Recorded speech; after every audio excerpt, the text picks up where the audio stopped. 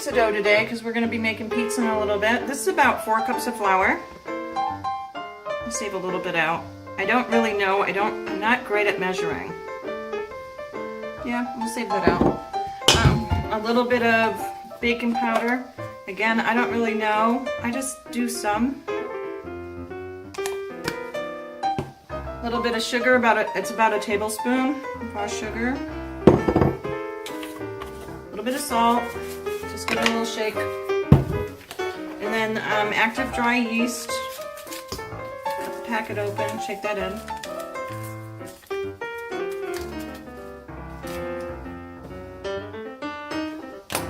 So just mix all of that together, blend it up.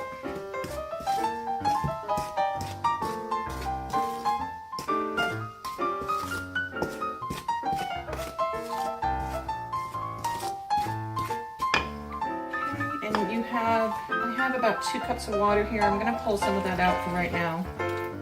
Make it to go down to about a cup. And I'm going to put a little bit of oil in here.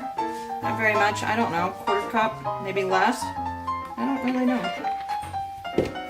So I mix it in with the water, and I go around the edge.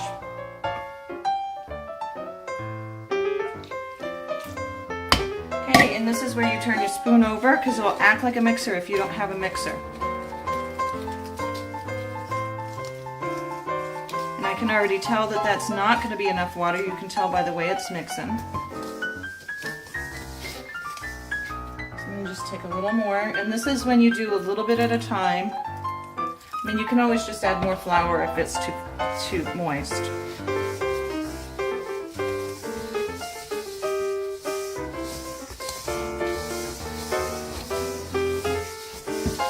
And the spoon, it just acts like a mixer. So don't worry if you don't have a mixer, and don't think that you can't make bread, because what if you've seen a real mixer, and I'm sure you see that the mixer does this exact same thing that I'm doing with the back end of the spoon.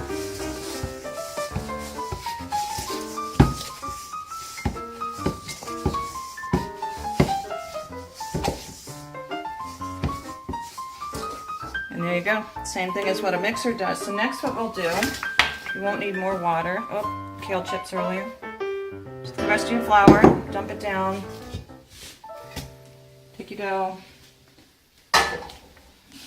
Just push down, flip it over, push down, flip it over. And this is what we're going to do different this time, different than bread dough, is we're going to cut it down because you need a lot less.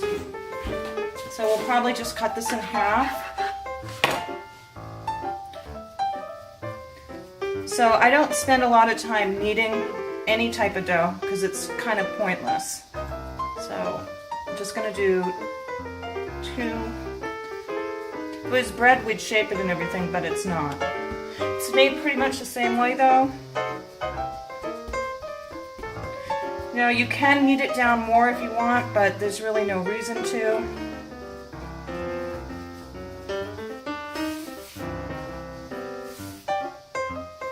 Just kind of throw the stuff over it, the flour.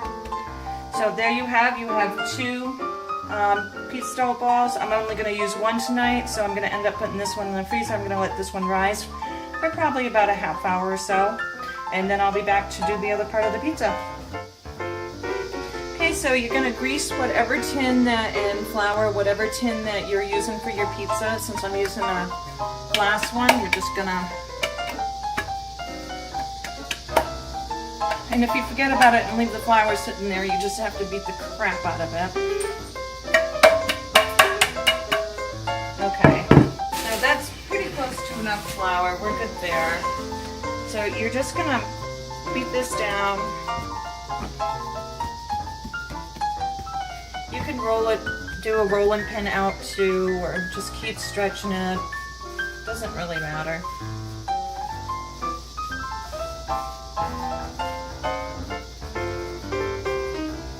You don't want to rip it apart though, so try not to. But if it does rip while you're doing this, it's not a big deal.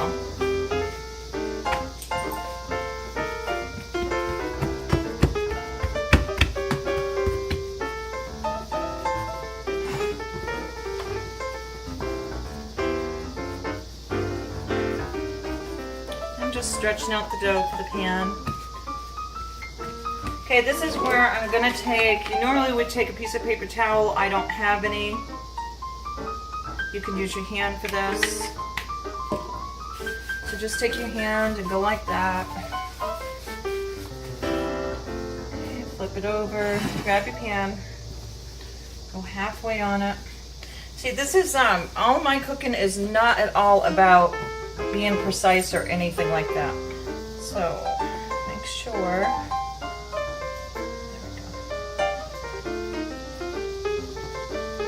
Just tuck it down, because it's going to cook up.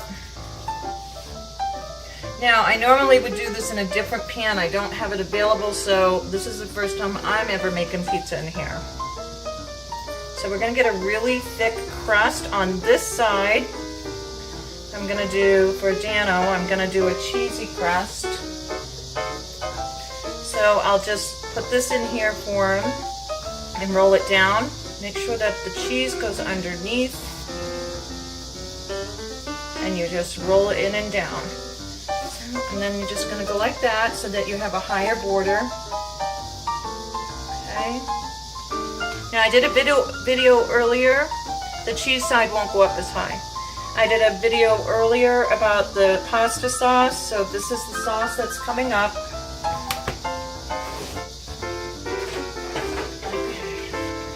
So you're just going to take your sauce, so this is how it comes out, and slather it on there.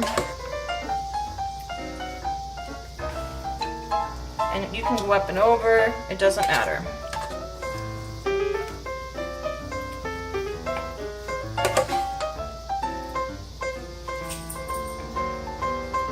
Smells good, huh, Dan? It does. So now we're going to take everything that I cut up. So I cut up spinach, I cut up extra tomato because I want extra tomato on my side.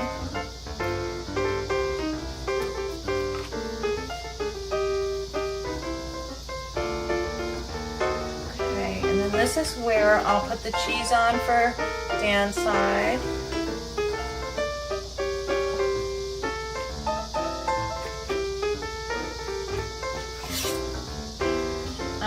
Usually I'll shred up the cheese. I didn't today. Okay, and then you're going to take your onion. And then you're just going to put your spinach. Mine acts like a cheese. Do you want spinach on your side?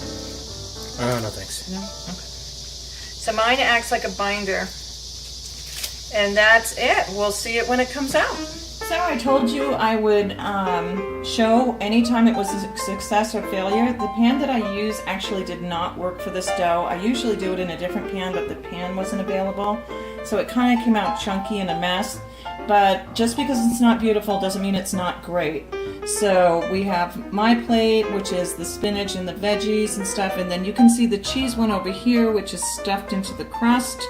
And that one. So that's an easy way to make delicious homemade pizza. Have a great day.